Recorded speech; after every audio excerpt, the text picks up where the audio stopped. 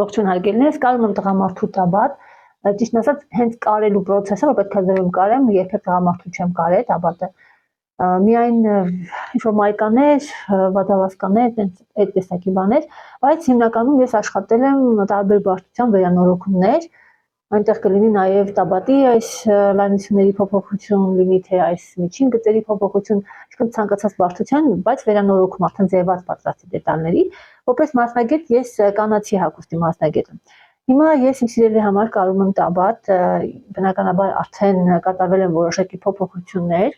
Իմ ուսանողները երբեմն ընդհանրում են ես միշտ եմ մակետ կարում թե ոչ, քանի որ մենք ընթացքում մակետներ ենք կարում, ասեմ, որ միայն այն հագուստի դեպքում, երբ որ բարդ մոդելավորում է կամ ինչ-որ բարդ հագուստ է, այստեղ ես նույնպես կարել եմ մակետ, որպեսզի տեսնեմ, թե ինչպես է դա լինում։ Մակետի վրա ես նշել եմ բոլոր գծերը, որ հասկանամ ինչ փոփոխություններ կատարեմ տարբեր մակարդակների վրա, այսինքն այսպիսի բացառիկ դեպքերում եմ ես կատարում այդ մակետային աշխատանքը, հետևամասում նշել եմ այդ բացվող հատվածը, նույնպես բոլոր սլաքի գծերը, բոլոր մակարդակի հորիզոնական գծերը։ Հիմա ասեմ, ինչ փոփոխություններ պետք է կատարեմ։ Մակետի վրա, այս ծնկի հատվածում ցանկացանք մի փոքր նեղացնել, շնայհացան սպորտային հագուստ է, բայց ուզում ենք, որ այս ներքևի մասը լայնությունը մնա, իսկ այստեղ լինի ոնց որ տուրբան, տենց ասեմ էլի, ոնց որ այս ավելնորդ մասերը պետք է հանեմ։ Ես այդ փոփոխությունները կատարել եմ իմ արդեն գծագրի ավելի ճիշտ լեկալիս վրա, լեկալ արդեն մշակում եմ եւ իջեցնում ենք այս հատվածը մի փոքր, որտեղ սա կլասիկ տաբատի ձևացք է։ Իսկ մենք պետք է այդպես խառը, ոնց որ ստացվում է սպորտային տրիկոտաժի կտորից են ձևելու, բայց այդպես սպորտային է մի փոքր տաբատի նման ենք կարելու, դեռ չգիտեմ ընթացքում ինչ կանենք, բայց դեռևս այս этаպում ենք, այսինքն ներքևը ռեզին չի լինելու, այլ տաբատի նման։ Հիմա այսպես մոտիկից ես ցույց տամ, թե ինչ եմ ես անելու։ Այսպիսով, այս ներքևի փեշի լայնությունը հավասար է ծնկի մակարդակում այս լայնությանը։ Եվ իր հիմնական գծագրից, եթե նայենք սլաքից, սա գծագիրն է, ահա այսքան ամեն մի կողմից նեղացվում է։ Եվ այստեղ ուշադրություն դարձրեք։ Այս մեթոդը, որ ես նախագծել եմ, մեթոդը MCOSEB-ն է, այստեղ մեթոդով այս հատվածը եւ հետևամասի այդ հատվածը շատ նման է կանացի տաբատի այդ ձևավորմանը, բայց այստեղ ես ուզում ձեզ ցույց տալ, թե ինչ փոփոխել, եթե ուզում եք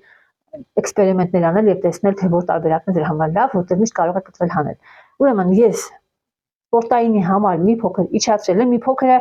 համարյա 3 սանտիմետր է, դա նայում եք կոնկրետ անձի համար, կոնկրետ պրիմերկայի ժամանակ, սա դերձակի աշխատանք է ավելի շատ, так что փոփոխությունները անհատի հետ է կատարվում։ Այս этаպում ուզում եմ ցույց տամ մի կարևոր բան, թե ինչպես ենք ձևավորում այս գծերը, որ սուր անկյուններ չառաջանա, ես դա ասում եմ, որտեղ նկատել եմ իմ ուսանողների մոտ որպես սխալ։ Այսպես ցույց տամ երկու կանոնով գույներով որ տեսնեք, երբ որ մենք գծում ենք գծագրի գծերը, իրանք միշտ ստացվում են ինչ-որ տեղեր այսպես սուր անկյուններ։ Ну, հիմա որ այսպես նայեք, այս սուր անկյունները մարդկանց վրա պետք է հարթեցվել, այսինքն մարդը չունի իր մարմնի վրա սուր անկյուն է, սուր անկյուն այստեղ, սուր անկյուն այստեղ եւ կոնքի հատվածում այհա այսպիսի անկյուններ, եղանկյունի հատվածներ, դրանք բոլորը պետք է հարթեցվեն։ Հարթեցնում եմ ես կոնկրետ տաբատի դեպքում, ես դնում եմ այնպես իմ կանոնը, որ ամենակոր հատվածը ընկնի այստեղ այս ներքևի ծնկից դեպի վերև բարձրացող հատվածը, որ դրա համար դնում եմ իմ կանոնը այնպես, որ այս ներքևի գծի հետ ունենամ որոշակի շարունակություն, գոնե մի 4-5 սանտիմետր եւ հետո նոր ձևավորում եմ այս գիծը։ Եթե շատ կոր է կամ տեղ է, ես ձեռքով հավասարացնում եմ։ Այսինքն եթե կանոնը չունի այդ տեսակի կորություն։ Այս հատվածի կորությունը մի փոքր այլ է, այսինքն եթե ես այստեղ կորություն այս լավ կոր հատվածը դրեցի ավելի մոտ ծնկի հատվածին,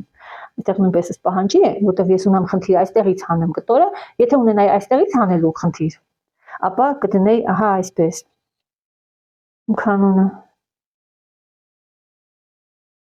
Բայց սա շատ ձգվող կտորների դեպքում, երբ որ ուզում ենք որ այստեղ շատ նեղանա, լավ կլինի, դա չլինի, ազատությունը ես թողնում եմ։ Իսկ այստեղ առաջի կոր հատվածը, քանի որ կոնք է, ես ձևավորում եմ կոնքի հատվածը, կանոնը դնում եմ այնպես, որ այս գծի հետ ես ունենամ շարունակություն եւ այստեղ կոնքի գծի հետ, սա այն կոնքի գիծը, նույնպես ունենամ գեղեցիկ կոր, այս սուրանկյունը ես հանում եմ։ Այս հատվածում կորը ավելի ահա այսպիսի հատված եմ գտել, որտեղ հավասար կլինի այստեղ եւ հավասար կլինի մի փոքր այս հատվածը արդեն ուղված է այստեղ, կա որ ես ձեռքով եմ ուղղում, եթե կանոնով չեմ կարողանում գեղեցիկ կառուցել։ Այս կողքի ձևավորումները լրիվ նույնն է հետևամասի համար, բայց ասեմ, որ ես չեմ նստացնում հետևամասի այս քալքի գիծը, առաջամասի վրա ընդհանրապես դա կարող է լինել այդպես, որպես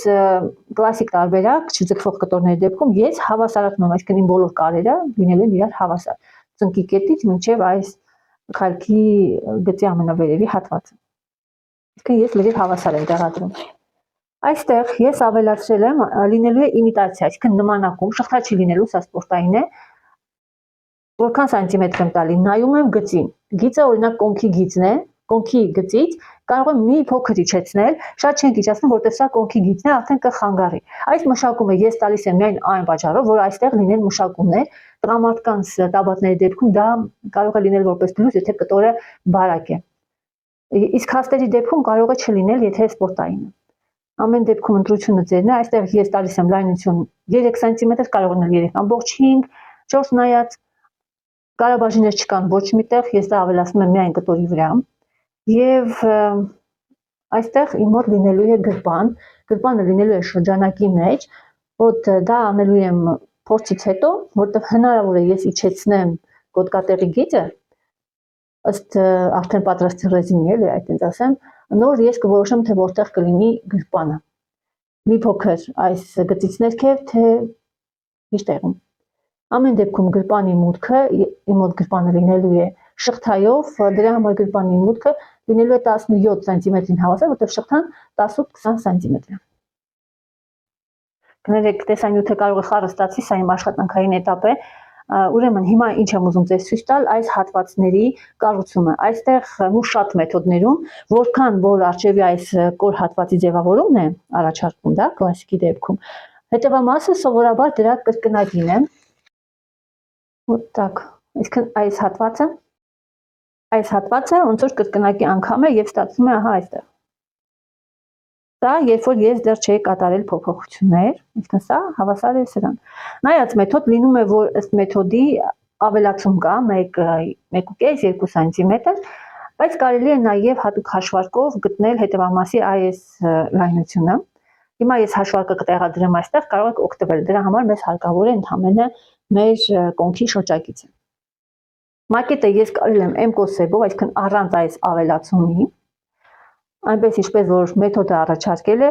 չի ասի, որ սրա կարիքը կա ավելացնելու, ամեն դեպքում հանել այս փոքր հատվածը ես միշտ կարող եմ, գիտեմ որտեղ գնամ որ տեսեք, ահա այսպիսի փոքր հատված կա այստեղ, հանել դա միշտ հնարավոր է։ Вот այսպես փոքր եռանկյունի, բայց այս եռանկյունին կարող է շատ բան փոխել, ուղղակի սա երկարացնում է այս գիծը, սպորտային հագուստի դեպքում այն ավելի հնարավոր ավելի լավ լինի։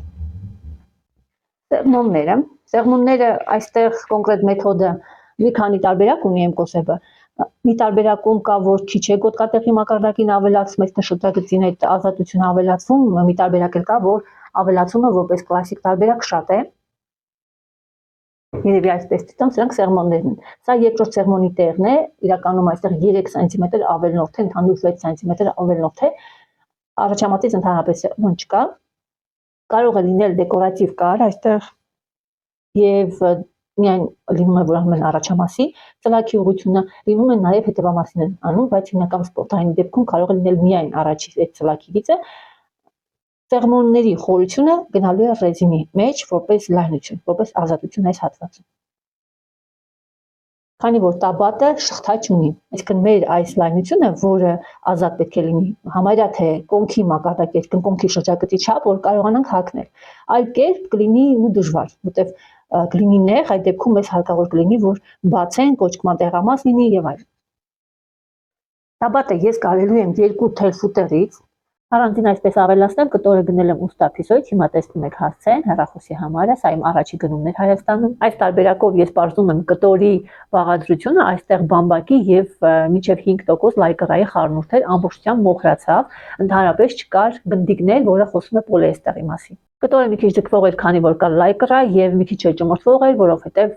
բամբակից է։ Բայց այս կտորը տարբեր արտադրողների մոտ կարող է բաղադրությամբ տարբերվել, կարող է լինել պոլիեստերի խառնուրդ, նույնիսկ կա որ վիսկոզային խառնուրդ, այնպես որ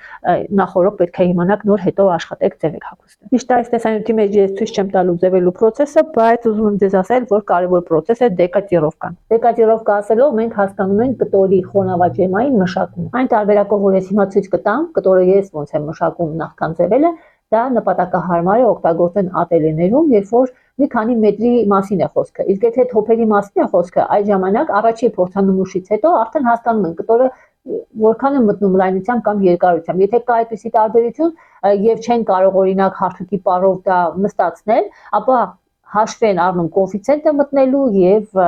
նախագծման ժամանակ ավելացնում արդեն հաշվարկների մեջ, որ հետագայում օգտագործումից շատ չափերը չփոփոխվի։ Որպես ավելացում ասեմ, երբ որ կտորը շատ մտնող է լինում, ապա լինում է, որ գրված է լինում պիտակի վրա, որ պետք է դա քիմչիստկայի, որովհետև տնային պայմաններում այդ կտորը լվանալ կարող է նույնպես ազդել չափերի վրա։ Ամեն դեպքում այդ պիտակի վրա գրված թե ինչպես մշակել, միշտ պետք է ուշադրություն դարձեք, որովհետև այնտեղ հաշվի են առել բաղադրություն։ Հիմա ձեզ ցույց կտամ, թե ես ինչ աշխատանք եմ կատարել այս կտորի հետ նախքան ձևել։ Լվացրել եմ փոշիով, որպեսզի եթե գույն տա, տեսնեմ որքան է գույն տալիս, ակտիվ է արդյոք գույները, թե ոչ, կարող են ներկել, եթե օրինակ լիներ համադրություն։ Քանի ջուր հետո է այն ընդհանրապես անցնելու։ Նմանատիպ աշխատանք ես կատարում եմ միայն իմ եւ իմ հարազատների համար, իսկ եթե հաճախորդն է կտորը բերում, ես խնդրում եմ, որ կտորը լվանա, եթե կա բնական մանաթելեր։ Եթե պոլիեստեր է, ապա նման խնդրանք չկա, ես հարթուկում եմ եւ ամեն ինչ նորմալ կլինի, հաստատ գիտեմ, որ չի մտնելու։ Կամ եթե այլ բաղադրություններ են, որոնք նույնպես կարող է մտնել, նույնպես խնդրում եմ, որ լվանան հենց այնպես, ինչպես որ կլվանային հագուստ։ Կան կտորներ, որ ուղակի թրջել գոլ ջրի մեջ դնել, ուղակի թրջել այդպես հանել ջրից, բավարար չի, որովհետև լվացքի փոշիների, մաքրող փոշիների կամ նյութերի հետ իրանք լրիվ ուրիշ ձև են իրանք պահում, ամեն դեպքում դա պետք է իմանաք, ու լավ կլինի, որ իմանաք, ես այդպես կենտրոնացած եմ դրա վրա ու ավելի լավ է մտնի դեֆորմանա փչանա կտորը հենց այդ этаպում, քան իմ աշխատանքից հետո, որովհետև ես ափսոսում եմ այդ ժամանակը, որ վատնեցի։ Ես զգում եմ, որ շատ եմ երկարացնում այս թեման, բայց կարևոր է, որովհետև մեր ամբողջ աշխատանքը հետագայում կապված է կտորի ճիշտ մշակելուց նախքան ձևել, այսինքն դեկատիրովկայից։ Օրինակ կան բնական կտորներ բամբակի շատ բաղադրությունից կամ դրա հյուսվածքի ձևից եւ այլը, որ իրանք դեֆորմանում են, այսինքն փուչիկ-փուչիկ է լինում է, որ ինքը չի փոքրացել, չի մտել, բայց ֆակտորան է փոխվել ու այդ ֆակտորան, որ դարձել ավելի ժատ է օրինակի համար, ազդում է ընդհանուր մեր պատրաստի զգեստի վերջնական տեսքի վրա։ Օրինակի համար, դա դրա համար արդեն վերջնական փոփոխված չորացած այդ կտորը միանգամից ձևել արդեն իր վերջնական պատրաստի տեսքով ավելի լավ է, քան դուք հետագայում ձևի փոփոխություն ունենաք, մենակ դրա համար, որ ինքը ժատը ավելի շատ է եղել, օրինական փուչիկներ է եղել, որտեվ կտորը այդպեսին է։ Լվանում եմ նաև վիսկոզայի խառնուրդով, պոլիմիտի խառնուրդով, չեմ լվանում, կրկնվեմ միայն սինթետիկ կտորները։ Հետաքրքիր է լսել ձեր կարծիքները, ես կիսվեցի ձեր հետ իմ, այսպես ասեմ, աշխատանքային этаպով, ոնց որ միքս ստացվեր տարբեր փորձերից, որտեվ շատ բան այս կտորից դուրս էի ասում արդեն։ Ուղղակի հետաքրքիր է դուք անում եք դեկատիրովկա, թե այդ պահը բաց եք թողում, թե ուղղակի հարթուկով գոլոշիով հարթուկում եք, եթե իհարկե կտորը թույլ է տալիս եւ վերջ։